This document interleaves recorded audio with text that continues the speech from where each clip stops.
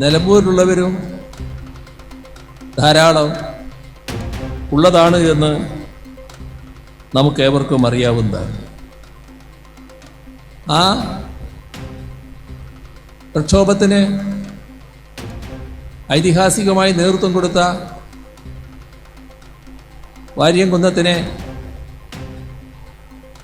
ചതിയിലൂടെയാണ് പിടികൂടിയതും കൊണ്ടുപോയി കൊലപ്പെടുത്തിയതുമെന്നത് ഈ നാടിന് അറിയാത്ത കാര്യമല്ല. ഇവിടെ അടുത്തുള്ള ചോക്കാട് വീട്ടിക്കുന്നിൽ വെച്ചാണ് വാര്യംകുന്നത്ത് കുഞ്ഞഹമ്മദ് ഹാജിയെ പോലീസ് വളഞ്ഞ് അന്നത്തെ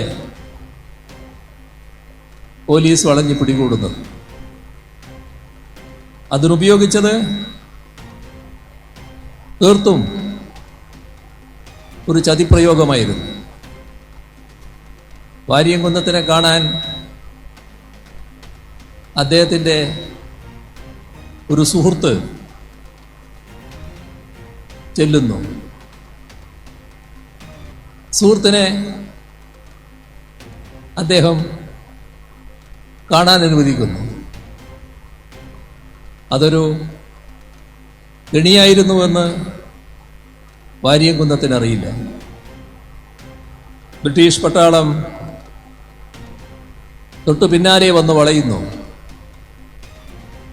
വാര്യംകുന്നത്തിനെ പിടികൂടി മലപ്പുറം കുന്നുമ്മൽ കൊണ്ടുപോയി വെടിവെച്ച് കൊല്ലുന്നു. ഐതിഹാസികമായ പോരാട്ടത്തിന് നേതൃത്വം കൊടുത്തവരുടെ മണ്ണാണിത്. അതോടൊപ്പം തന്നെ വാര്യംകുന്നത്തിനെ പിടികൂടാൻ ഉപകരണമായി പ്രവർത്തിച്ച ചതി കാണിച്ച ആളുടെ മണ്ണും കൂടിയാണിത്. ഇപ്പോൾ നമ്മളും ഒരു ചതിക്കിരയായാണ് ഇത്തരമൊരു തെരഞ്ഞെടുപ്പ് നേരിടേണ്ടി വന്നിട്ടുണ്ട്. ഏതായാലും അതിൽ ഏതെങ്കിലും തരത്തിൽ ആശങ്കപ്പെടുന്നൊരു മുന്നണിയല്ല LDF. കാരണം തികഞ്ഞ ആത്മവിശ്വാസത്തോടെ നല്ല വിജയപ്രതീക്ഷയോടെ തെരഞ്ഞെടുപ്പിനെ നേരിടാനാണ് LDFന് കഴിയുക. അതിനിടയാക്കുന്നത് ജനങ്ങൾ LDFന് നൽകുന്ന പിന്തുണ തന്നെയാണ്. ഇവിടെ ഓരോ ഘട്ടത്തിലും ആ പിന്തുണ ശരിയായ രീതിയിൽ ജനങ്ങൾ പ്രകടിപ്പിച്ചിട്ടുണ്ട്. എന്തുകൊണ്ടാണ് ഈ രീതിയിൽ LDFനെ പിന്താങ്ങാൻ ജനങ്ങൾ തയ്യാറാകുന്നത്? അവരുടെ അനുഭവം LDF കാര്യങ്ങൾ കൃത്യമായി നിർവഹിക്കുന്നു എന്നുള്ളതാണ്. ഏതെങ്കിലും തരത്തിലുള്ള ഒഴിവാക്കുകൾ തൽക്കാലം ആളുകളെ പറഞ്ഞ് പറ്റിക്കാൻ എന്തെങ്കിലും ചില വാഗ്ദാനങ്ങൾ നൽകുക, പിന്നെ അത് മറക്കുക, അത് LDFന്റെ ഭാഗമായി ഇല്ല. LDFന് അത്തരം ഒരു രീതിയില്ല എന്നത് അനുഭവത്തിലൂടെ ജനങ്ങൾക്ക് ബോധ്യപ്പെട്ടിരിക്കുന്നു. നേരത്തെ LDFനെ പിന്താങ്ങിയവരുണ്ട്. എന്നാൽ ആ പിന്താങ്ങിയവർക്ക് പുറമെ മറ്റൊരു വിഭാഗവും കൂടി ഇവരാണ് ശരി എന്ന് പറഞ്ഞുകൊണ്ട് LDFനെ പിന്താങ്ങാൻ തയ്യാറാവുകയാണ്. എന്തുകൊണ്ടാണ് LDF-ന് ഈ രീതിയിൽ വാഗ്ദത്തങ്ങൾ നിറവേറ്റാൻ കഴിയുന്നത്? എന്ത് കാരണത്താലാണ് ഓരോ ഘട്ടം കഴിയുമ്പോഴും LDF-നുള്ള ജനസ്വീകാര്യത വർദ്ധിച്ചു വരുന്നത്? അത്തരമൊരു പരിശോധനയിലേക്ക് നാം കടന്നാൽ നാടിനോടും ജനങ്ങളോടും പ്രതിബദ്ധത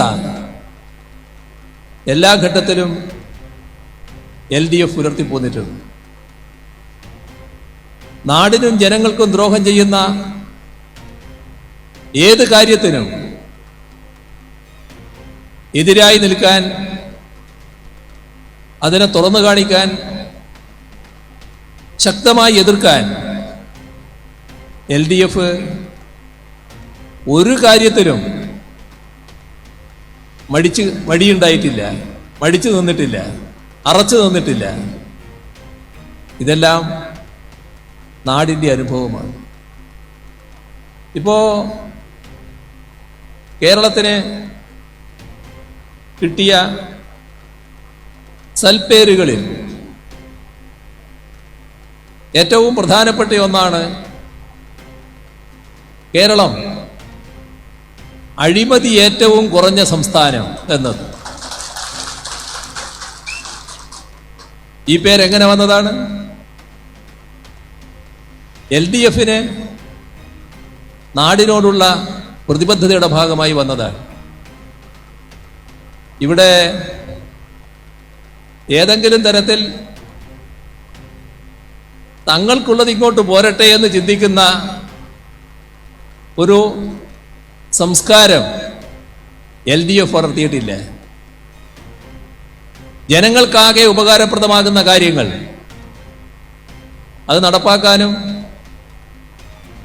അത് കൂടുതൽ നല്ല രീതിയിൽ അഭിവൃദ്ധിപ്പെടുത്താനുമാണ് എല്ലാ ഘട്ടത്തിലും LDF ശ്രദ്ധിച്ചിട്ടുള്ളത്.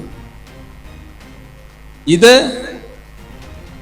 LDF-നല്ലാതെ മറ്റേതെങ്കിലും മുന്നണിക്ക് സാധിക്കുമോ?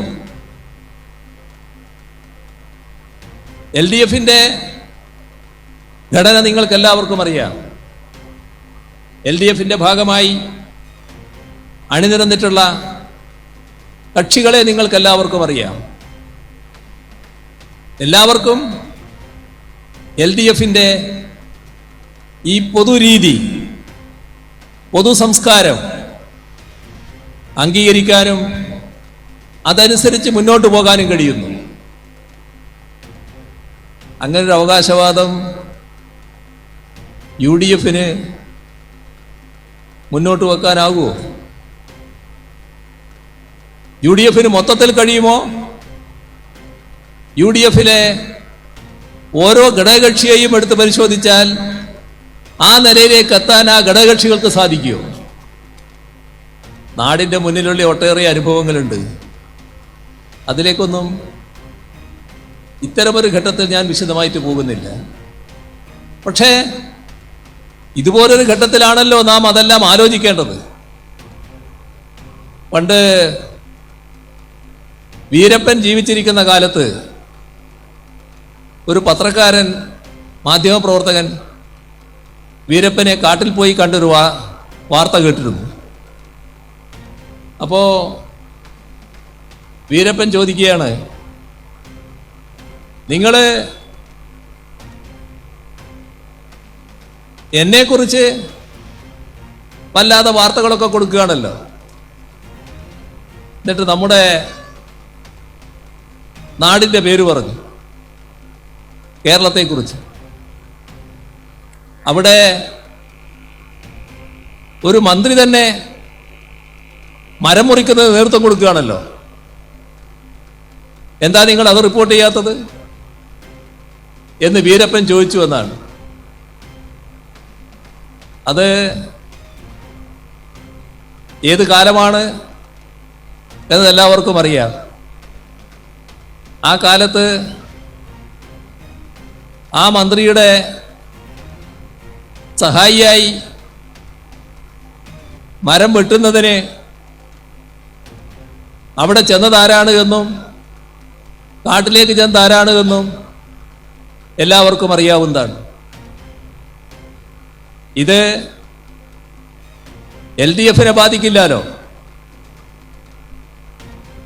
നമ്മുടെ സ്ഥാനാർത്ഥിയുടെ വരവാണ്.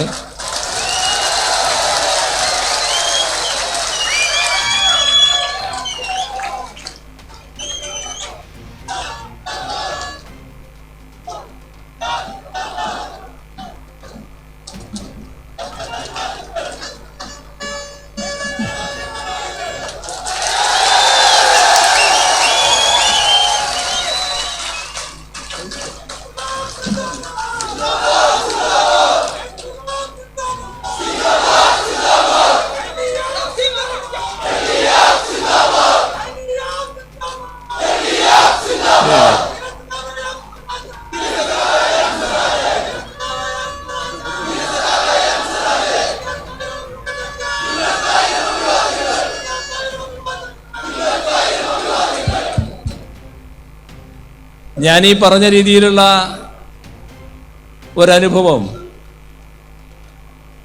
LDF-ന്റെ കാലത്തുണ്ടാകില്ലല്ലോ. LDF-ന്റെ മന്ത്രിസഭയുടെ ഭാഗമായും ഉണ്ടാകില്ലല്ലോ. അതാണ് പ്രത്യേകത. അഴിമതി സ്വയമേവ കുറയുന്നതല്ല. അഴിമതിയുമായി ബന്ധപ്പെട്ട കാര്യങ്ങളിൽ ഭരണത്തിന് നേതൃത്വം കൊടുക്കുന്ന മുന്നണിക്ക് കൃത്യമായ നിലപാട് വേണം. അതാണ് LDF-നുള്ളത്. എല്ലാ കാര്യങ്ങളും സുതാര്യമായി നടക്കണം. ഇവിടെ 2016 മുതൽ 2021 വരെ അധികാരത്തിലിരുന്ന LDF സർക്കാരിന് തുടർഭരണം ജനങ്ങൾ സമ്മാനിച്ചു. ആ തുടർഭരണത്തിന്റെ പ്രത്യേകത നോക്കണം. മുൻകാലങ്ങളിൽ സംഭവിച്ചിരുന്നത് കുറച്ചു കാലമായിട്ട് നമ്മുടെ നാട്ടിൽ നടന്നു വന്ന കാര്യം, ഒരു ഘട്ടത്തിൽ ഒരു മുന്നണി, അടുത്ത ഘട്ടത്തിൽ വേറൊരു മുന്നണി.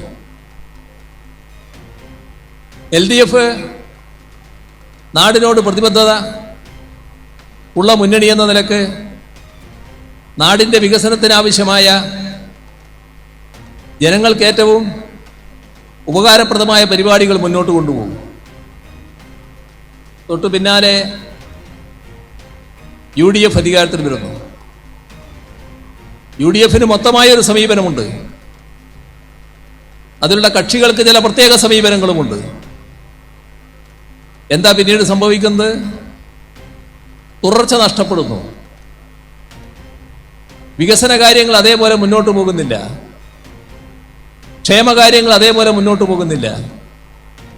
എല്ലാറ്റിലും തകർച്ച സംഭവിക്കുന്നു.